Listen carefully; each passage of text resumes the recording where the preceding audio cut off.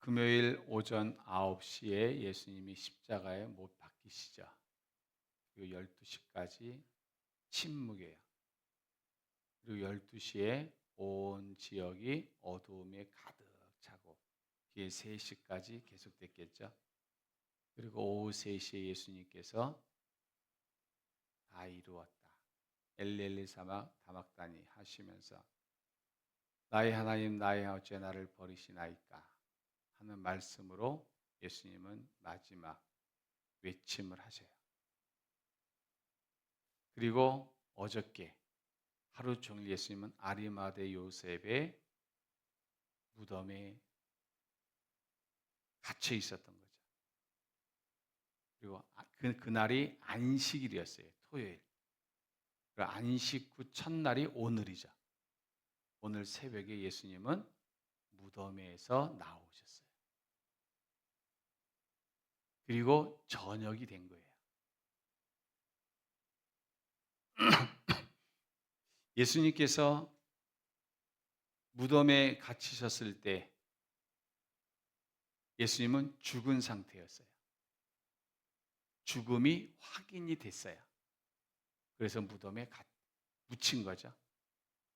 묻힌 거는 우리나라 같이 매장한 게 아니에요. 거의 돌무덤에 그 앞을 가로막았어요.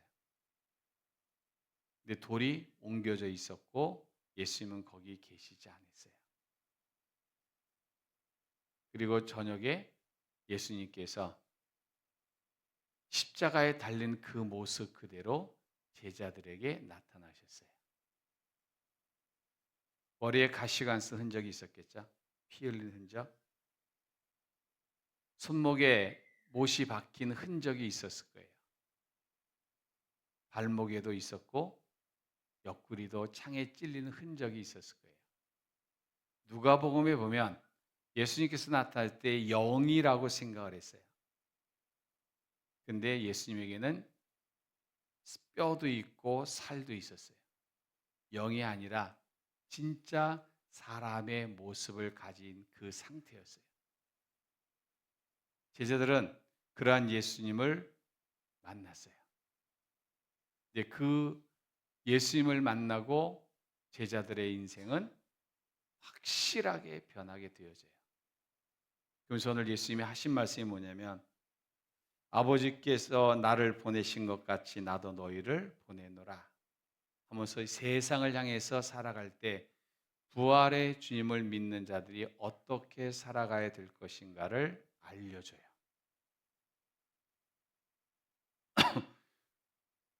어렸을 때 저는 이제 청년 때라든가 막 그때의 부활절은 공설운동장 가는 거였어요. 우리 여자 집사님들, 권사님들은 거의 의복이 통일돼 있었어요. 부활절은 하얀 옷. 우리 교회도 처음엔 그랬어요. 나이 드신 분들은 부활절에는 하얀 옷, 세마포를 입고 오셨어요. 그리고 청년 때, 이럴 때에도 공설운동장 가서 예배를 드리고 올 때 정류장에 같은 데 가서는 그때 버스에 차장이 있었어요. 차장. 그럼 차장들에게 부활란을 이렇게 줘요. 예수님 부활하셨으면. 그러면 거기에 그 계란을 받은 차장들은 그걸 먹는 거죠. 근데 지금 생각 참 무식한 게 뭐냐면 사인펜으로 그 계란 껍데기에 많이 썼다는 거예요. 근데 까보면 어때요? 물 들어 있었어요. 무식하게 그걸 또 했어요. 진짜 나름대로 뭐 칼라프라는데 그게 받으면서 얼마 그 사람들이 욕했을까? 먹을 거나 주지 먹지 못하게 한다고. 근데 그때 느낀 거였어요. 예수님은 부활하셨습니다. 부활의 기쁨을 함께 나눕시다.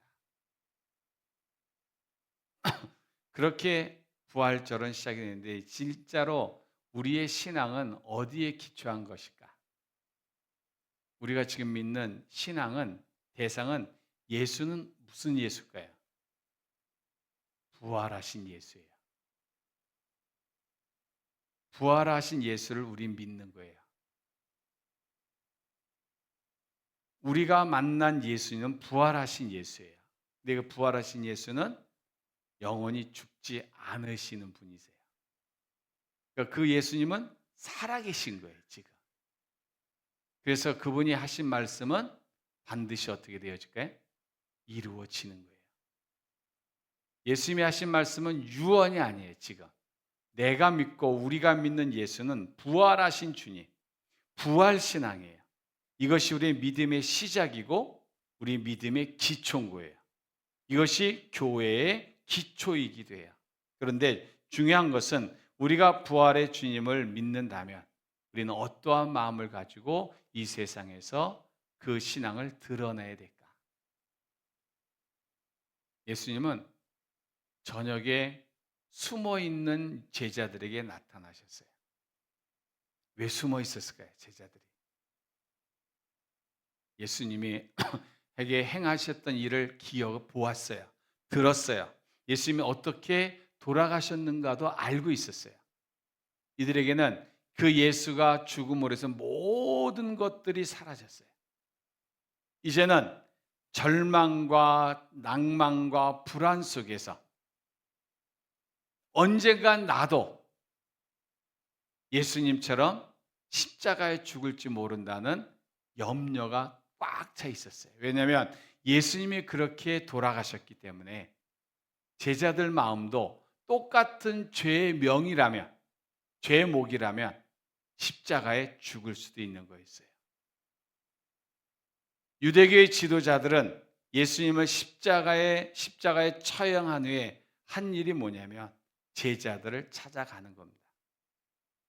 그래서 찾아서 똑같이 죽이는 거예요. 제자들의 숨통을 이제는 조금씩 조여오는 거예요. 그를 제자들은 느끼고 있는 겁니다, 지금. 아, 이제 다음은 나구나. 우리구나. 이제는 어디에 얼만큼 유대교의 지도자들이 사람을 풀어서 찾아오고 있다는 것을 이들은 아마도 피부로 느꼈을 거예요. 그래서 숨을 수밖에 없었어요. 얼굴에는 기쁨의 얼굴이 아니라 불안과 초조가 가득 차 있었어요. 그런데 불도 켜지 못하고 숨소리도 제대로 내지 못하는 그때에 누구도 문을 열어주지 않았어요. 한 젊은이가 제자들의 한 가운데 서 있었던 거예요. 귀신인 줄 알았어요. 예수님이 뭐라고 하냐면 난 귀신 아니다. 십자가에 못 박혔던 그리고 죽었던 그 예수다 하면서 당신의 몸에 난 그 흔적을 다 보여줘요. 제자들은 자기들 앞에서 손과 옆구리를 보여주면서 계시는 분이 예수라는 것을 알게 되었을 때 성경은 뭐라고 말하냐면 제자들이 주를 보고 기뻐하더라. 이렇게 돼 있어요. 두려움이 사라진 거예요. 캄캄했던 것 같은 그러한 마음이 환해졌어요. 지금까지 자신의 앞에 모든 것이 새롭게 열려지는 것을 제자들은 경험하게 되어져요. 부활의 주님을 믿는 사람들은 어떠한 인생을 살아가셔야 되냐면 내 생활이 살아계신 예수 그리스도를 말미암아 기쁨의 인생, 기쁨의 삶이 될 거라는 사실을 믿으셔야 된다는 거예요. 내가 만약 우리가 그 제자들 같은 무리 속에 속해 있었다면 우리도 모두가 똑같은 느낌을 받았어요. 이게 끝인가 보다. 이제는 마지막인가 보다. 나도 십자가에 죽을 수밖에 없는가 보다. 그래서 너무 걱정이 많아서 순간순간 염려가 많았을 때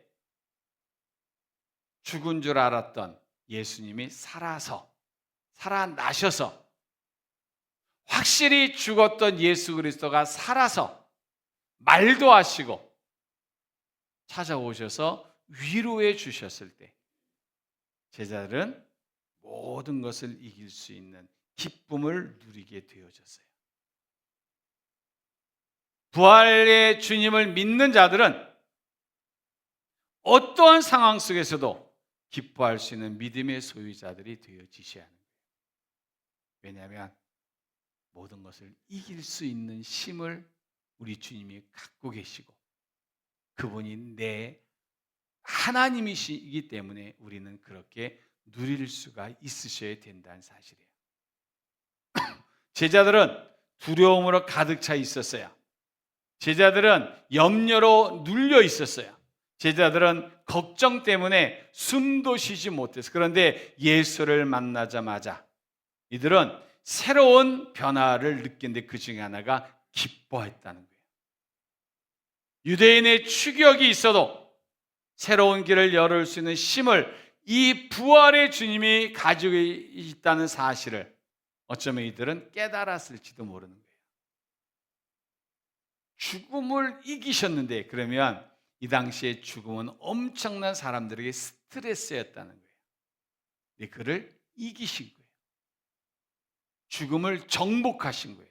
그럼 그 어떤 다른 것들도 제자들이 볼 때는 이길 수 있는 분은 예수 그리스도인 거예요. 그래서 제자들은 기뻐할 수가 있었어요.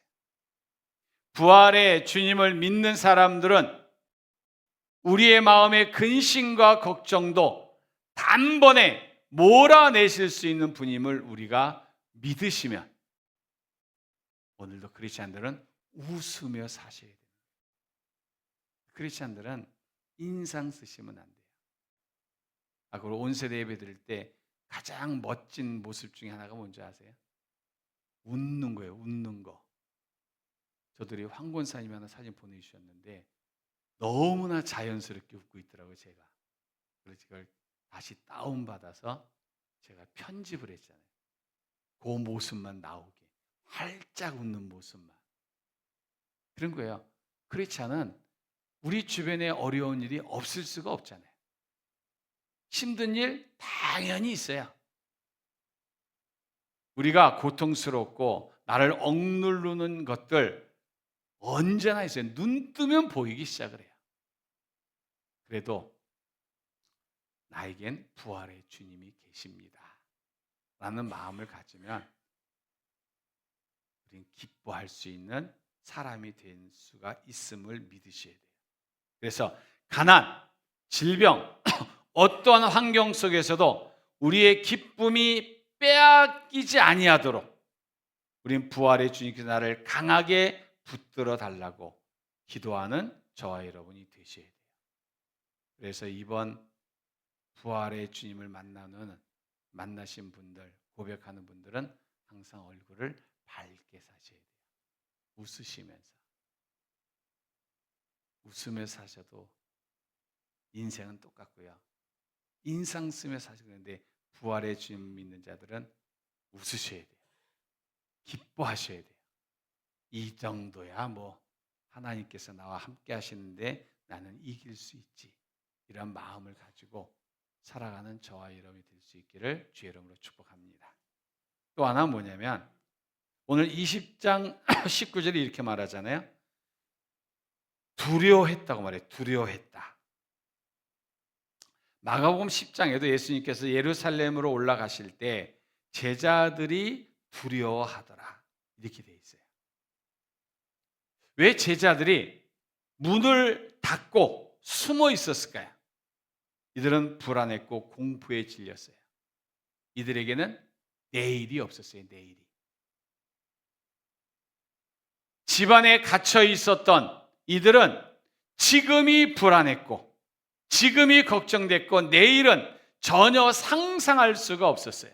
자신들의 목전에는 지금 로마 군병들이나 유대인들이 자신들을 찾으려고 혈안이 되어 있는 것을 이들은 알고 있었어요. 그래서 이들은 어떻게 하면 안 잡혀서 어떻게 하면 십자가에 죽지 않을 수 있을까? 근데 이들이 확 달라진 거는 부활의 주님을 만나고 난 뒤에 이들은 새로운 희망이 있는 삶을 살아가게 되어지는 거예요. 모든 것이 두려움이었어요. 예수님 만나기 전에 이들은 걱정이 산 같았어요. 무서웠고 누구를 만나도 나를 잡으러 온 사람 같았고 어디 가든지 간에 이들은 뒤를 돌아다 봐야만 했던 거예요. 근데 부활의 주님을 만난 후에 이들은 희망을 갖게 되어져요. 죽음도 이기신 주님. 이제는 내가 살아가는 동안 제자들이 살아갈 때 그 부활의 주님은 자신들의 모든 것을 새롭게 바꿀 수 있는 희망을 갖게 되어져요. 그러니까 무서운 게 없어진 거죠. 저와 여러분이 믿는 부활의 주님은 우리의 인생을 새롭게 바꿔주시고 상황을 변경시켜 주시고 우리의 인생의 방향을 새롭게 변화시켜 줄 줄로 저와 여러분은 믿으셔야 돼요. 제자들이 부활의 주님을 만나고 발걸음이 어떻게 됐을까요?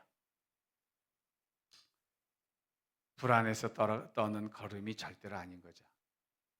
당당했던 거예요.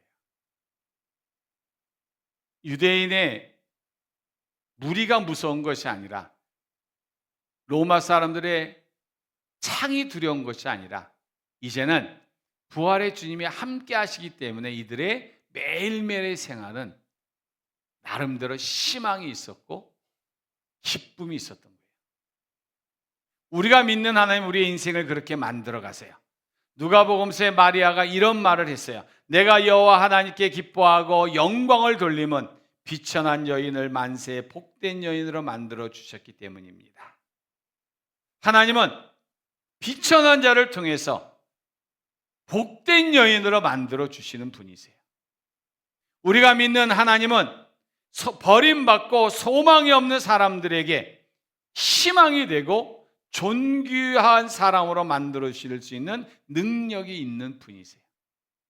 그래서 우리는 부활의 주님을 믿으면 나의 인생에 분명히 또 다른 희망이 있고 소망이 있다는 사실을 저와 여러분 고백하며 살아가는 자들이 되어져야 하는 것이죠.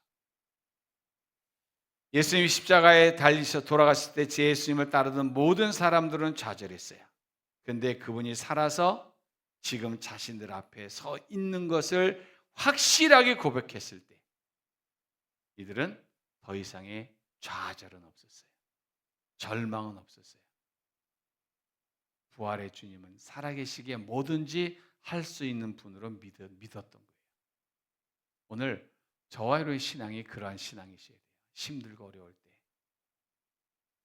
부활의 주님은 지금도 나와 함께 하십니다.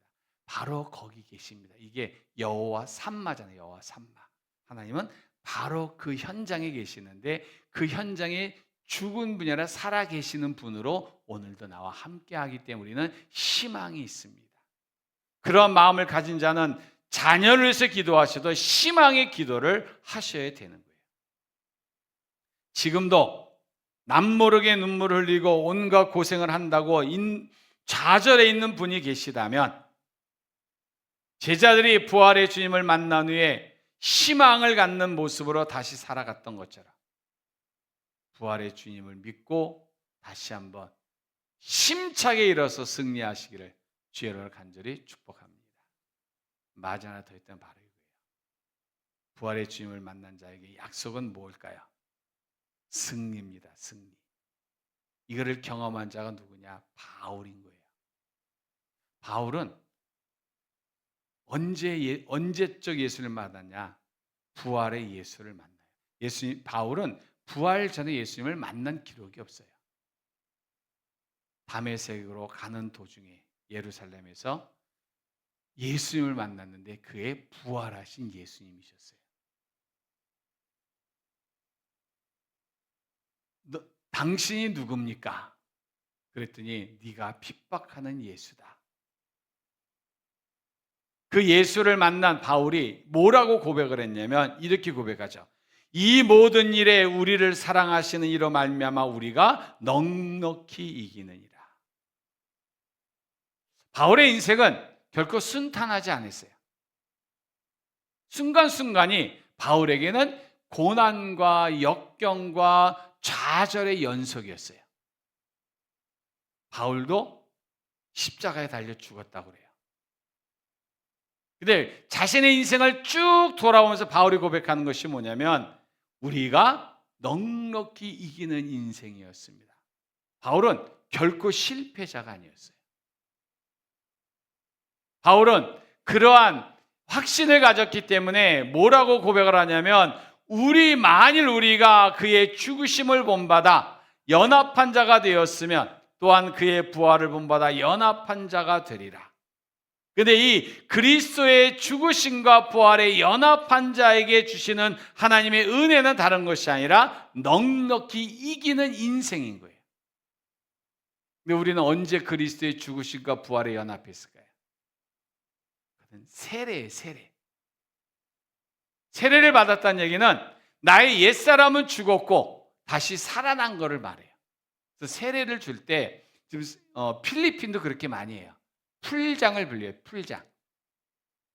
그래서 세례 받는 자들을 풀장으로 데려가서 목사가 그 세례 받을 사람을 머리에 손을 얹고 물속에다 꽉 잠가버려요. 그럼 쑥 들어가요. 그리고 잠깐 멈췄다가 끄집어내요. 베트남에 가도 강대상 뒤에 조그만 풀이 하나 있어요. 그럼 세례식 할 때 그 물을 받아놓고 한 명씩 올라와서 목사가 집어넣어요. 머리를 푹 담갔다가 끄집어내요.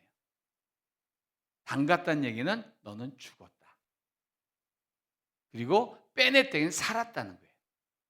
그 세례 받은 것은 예수님과 함께 나는 죽었고 다시 살아났다라는 믿음의 고백과 마찬가지예요. 이렇게 우리가 믿음으로 우리 주님과 함께한 자들에게 주님이 약속해 주시는 것은 뭐냐면 너희는 넉넉히 이기는 인생이 될 것이다. 우리 성도들은 넘어져도 완전히 넘어지는 게 아니에요. 우리 주님이 바로 그 자리에 함께 하세요. 사망의 음침한 골짜기를 걸어갈지라도 나 혼자 걸어가는 것이 아니라 그 자리에 우리 부활의 주님이 함께 걸어가세요. 내가 졌다고 해도 그 자리에 주님은 나와 함께 하시기 지는 자가 아니에요. 약속은 뭐냐면 넉넉히 이기는 힘을 부활의 주님을 믿는 자에게 허락하신 축복이다. 그래서 우리는 부활 이후에 주님을 믿는 자들이기 때문에 우리는 그렇다고 예수 십자가의 죽음을 부인하라는 얘기가 아니에요. 예수님이 십자가의 죽음은 우리 죄를 대신해서 돌아가셨기 때문에 우리의 죄사함은 십자가의 죽음으로 해결이 됐어요. 근데 우리가 그러한 사실을 다 믿지만 우리가 지금 부활의 주 예수를 믿는 거예요.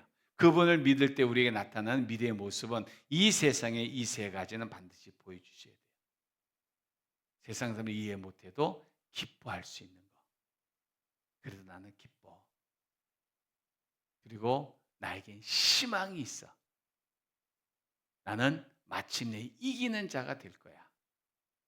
이러한 마음을 가지고 부활주일 이후의 생활이 세상에 보여줄 수 있는 신앙인들이 꼭 되시기를 주의 이름으로 축복합니다.